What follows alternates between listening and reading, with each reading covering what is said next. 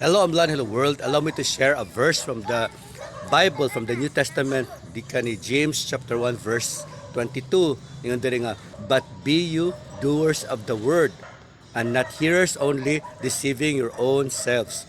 So pasabot ani nga dili ta tama na ta sa pagpaminaw sa pulong sa Ginoo sa iyang makasuguan, kung dili dapat ato kini buhaton, ato ni apply nato everyday nga kinabuhi.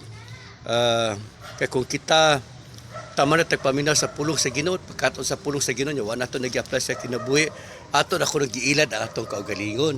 Mga example sa mga kasuguan sa Ginoo, kanang sa Ten Commandments, ayaw pangawat, ayaw papila na dili mamakak, ayaw panaot sa sigkatawo, ayaw panghilabot sa dili imo, hasta asawa or bana sa uban dili nimo hilabtan. So daghan kay kasuguan sa Ginoo.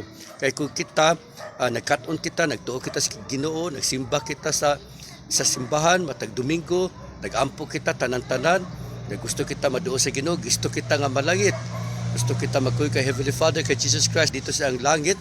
So maon nga magkat-on kita sa mapulong, pero di nato kini siya buhaton sama ra sa giilad nato atong kaugalingon. Murat nagkuha na ta, hipokrito na ta sa atong kaugalingon. Walay lain nato gidaot ana, dili pasabot itong ay nakakawat ko, ay lugi siya, alakansi siya, nakaginansya ko tungod ka nakakawat ko sa iyang mga kwarta siguro, whatever. So luoy ni to sa katawo, ako na biktima dili. Kay sa gisulti diri sa James 1 verse 22 nga kita giilad nato atong kaugalingon kung kita magbuhat sa atong nakatunan sa Ginoo, nga kita ra pud ang nagsupak niini, wa nato kini buhata.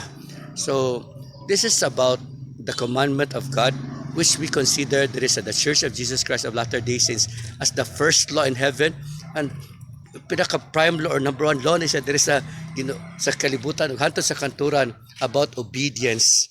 Kinahanglan magsunod kita, matumanon kita sa makasuguan sa Ginoo.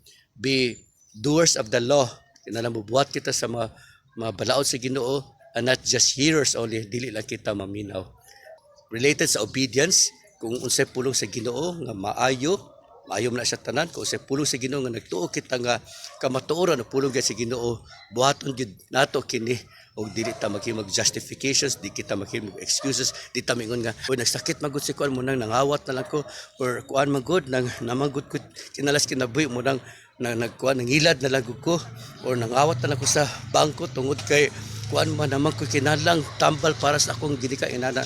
Kung kanang mabutanga, dili uyon sa Ginoo, sa kanasasala o sa kanasad, disobedience sa pulong sa Ginoo. I share this in the name of Jesus Christ. I'm an parte initaya po dres tumagete